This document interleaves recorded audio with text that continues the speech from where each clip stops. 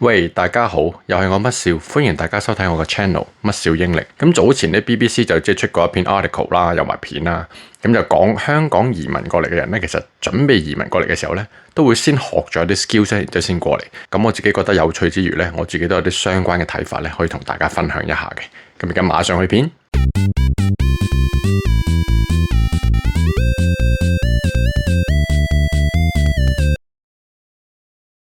咁首先咧，嗰段片裏邊就提到咧，香港人過嚟之前有機會係會去咗學剪頭髮先嘅。咁點解咧？因為過到嚟咧就可能有門手藝啦，咁係主要嚟揾食嘅技能嚟嘅。咁但係我自己就覺得掉翻轉，因為其實而家嗰個通脹實在太厲害啦，即係好多嘢使錢方面都盡量慳得就慳啦。咁所以咧，以前咧我啱啱到埗嘅時候咧，2年前啦，咁啊剪頭髮咧最平見到10磅啊、12磅咁，其實都好難揾到有幾多間噶啦。咁而家全部都升晒去到15、16磅咁樣。咁其實如果你可以自己剪嘅話咧，就慳翻好多。尤其是咧，即係我男性嘅呢啲頭，咁啊會撐得輕啲啦，後邊啊、左右兩邊等等。咁啊變成咧，其實如果自己學識咗剪，即係唔係話剪到人哋咁專業咁靚啦，其實都需要啲鍛鍊可能會做到嘅。咁我自己就唔得啦。但係 anyway，如果自己剪完之後自己都夠膽出街嘅咧，咁其實即係練1-2次咁，其實都已經好快搞掂。咁啊上網睇到啲片，咁咧其實呢個主要就係為咗自己慳錢而學嘅一個技能嚟。我自己就覺得我呢啲鏟得咁密咧。咁其實一個月都可能最少要1至2次，咁其實如果每次都10幾磅嘅，一年咧都慳100幾200磅。咁如果揾食嘅話咧，咁如果喺香港學定先過嚟嘅話咧，咁要注意一樣嘢就係咧，呢邊咧唔同種族嘅人咧都幾多，而有各個種族嘅人咧個髮型咧個髮色都幾唔同嘅。咁所以咧，如果要學嘅話咧，就最好咧即係學得咧闊啲多元少少咧，咁過到嚟咧就唔會話見到哇呢個黑人我未處理過咁樣，又或者啲白人啲頭髮髮質又唔同，同東方人又唔同等等。咁啊學多少少會準備得好啲啦。咁第二個要學嘅技能，我自己就覺得係通渠，因為其實咧呢個都係一啲 handyman 嘅 skills 啦。咁其實市場需要都唔少嘅。其實以我所知就呢邊都收得貴啦。咁其實冇辦法，因為你香港就實在太密集啦。咁如果你呢邊冇咁密集咧，變成你要圍到皮嘅生意咧，你個交通費用啊等等所有嘢，咁其實都本身都係貴啲。咁啊一嚟學咗佢，如果自己搞得掂嘅，就當然係最好啦。如果可以出去用嚟一個生財嘅一個技能，咁亦都係唔錯啦。咁亦都可以分享一下自己嘅經驗咧。我之前試過廚房升盤個去水位咧就塞，咁事後睇翻就應該係啲 lime scale 啦。咁啊積咗之後就塞咗條渠啦。我自己買咗好多架撐啊、通渠水等等所有嘢，全部都唔 work，最終都逼住要叫一個師傅嚟啦。咁個師傅咧，其實我自己用咗咧就用 by the way 啊，介紹一下 Local Heroes 啦。佢背後就係 British Gas 起一個平台啦。呢個平台就有少少似 Uber 咁幫你做 matching 啦 ，match 到啲師傅啦。好勁嘅一樣嘢就係，我明明自己搞完一大輪好嘢啦，夜晚11點幾先至落 request 啦，跟住然之後好快脆地幾分鐘就有人接咗我張單，仲要話係第二日朝早最快可以過到嚟啦。其實真係好緊急嘅話咧，成件事好神奇地咧，你係可以幾個鐘之內咧就搞得掂嘅。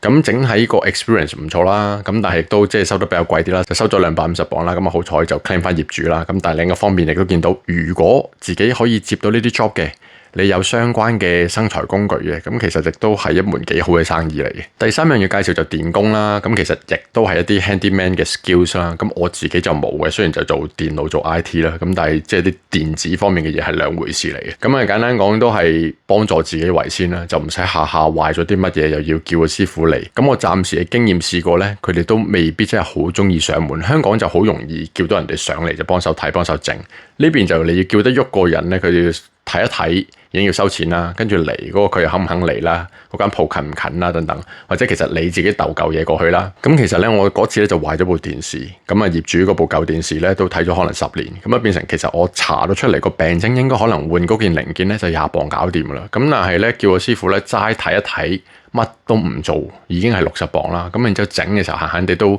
100幾200磅啦，都 call 咗出嚟。咁變成其實不如買個部啦。咁但係如果自己識整，咁啊自己搞得掂嗰啲嘢咪可以即係用耐啲咯。因為其實呢邊嗰個所謂嘅 sustainability 啦，環保個 concept，咁啊你要抌嗰嚿嘢都唔係話就咁喺門口就抌咗部電視啊嘛，就要抬去一個指定嘅回收地方啦。咁變成如果啲嘢繼續用到嘅，咁啊睇下可唔可以 fix 到佢啦。咁所以咧呢啲電工技能咧，我自己都覺得都幾需要。咁第4樣嘢介紹咧就係咧，我經常接小朋友放學或者禮拜6日都見到。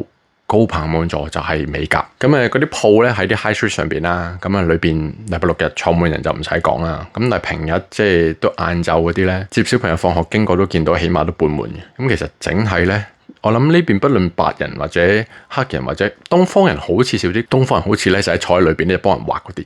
咁但係咧，黑人白人咧都好中意扮靚，女士們，咁啊變成咧就個需求好大。咁東方人究竟係咪畫畫靚啲？我自己就唔係好明白啦。但係裏邊見到通常都係啲東亞人士就幫手坐喺度幫人哋去做個美甲嘅。咁又或者東亞人士比較知道究竟嗰啲原材料喺邊度買可能會抵啲咁樣。咁而有咧，其實咧呢個技能，你除咗要嚟可以即係幫助自己啦，你自己美甲慳翻啲錢之餘咧，其實你去做間鋪啦。咁而有個需求既然咁大嘅，你其實可能揾到某一個 high street 冇同類競爭嘅。咁其實你自己有咗呢個技能之後咧，你去開一間鋪咧，其實即係個生意係做得更加大。咁最後一樣嘢要講咧，就係咧呢個園藝服務。咁我自己覺得咧就非常非常之中意。咁但係我自己未用過啊。咁但係我覺得絕對係有市場，因為咧我自己一個香港人過到嚟咧，我由細到大都冇乜園藝嘅經驗嘅，咁變成過到嚟咧，租咗間屋要我自己打理嗰個花園，又要剪草，咁啊，即係我好多朋友同我自己一樣都試過鋸斷咗嗰條電線啦，唔識啦，因為推前推後拉後嘅時候就鋸斷咗條電線啦，大家幾個人都試過一樣嘅嘢啦，咁而有咧其實定期要剪啦，咁啊亦都幾煩嘅，咁仲要你剪得靚。